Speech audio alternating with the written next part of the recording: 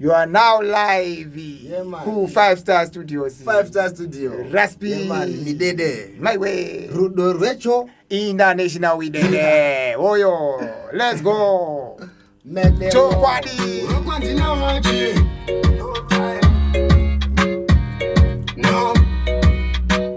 No time.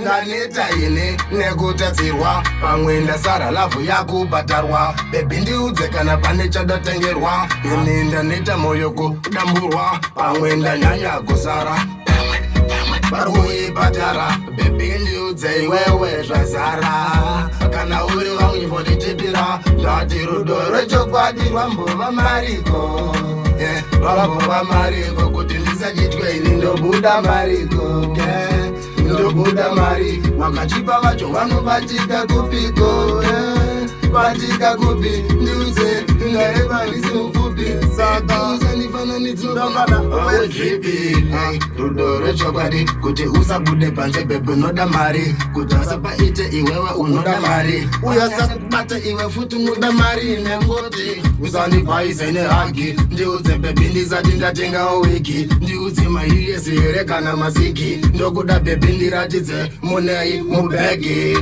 rudo rwechokwadi pasina kutukana rudo rwechokwadi pasina zvekupesana rudo rwechokwadi pasina agana wani akupenda futi wose banana imbori mari bebi nevamwe izo hatina kufanana iwe ndatisazopenda sebanana audze kuti ndiri wani anondigona unandifaina sesouti bebi inini ndavaudza ndisi right matsaga inene pandoita right notona resiva kutoitawo lefti asi rudo rwechokwadi bebi mori mariko iwi mori mari kuti ndisachitwe ini ndobuda mariko ndobuda mari wakachipa vacho vanobatika kupiko batika kupi ndiudze ndarepa ili handisi mupfupi saka sandifananidze nofana wedripi ukandisiya bebi zvondiomera iwe pfuti yerudo bebi ndakakukokera uya kuno bebi iwe sanditomokera chamba umbondimonero sachimona iwe everyday ndanga nchida kukuona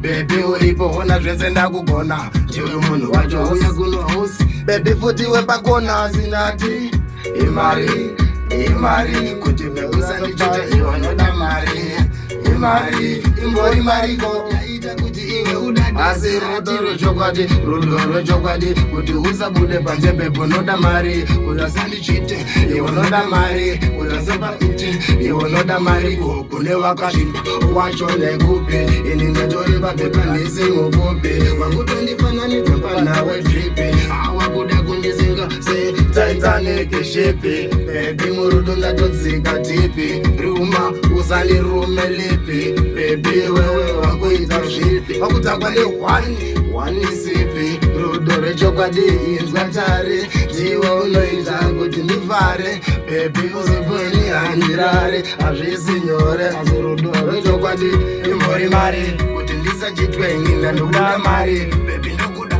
iwe ndatokuda mari Oyo. Hey.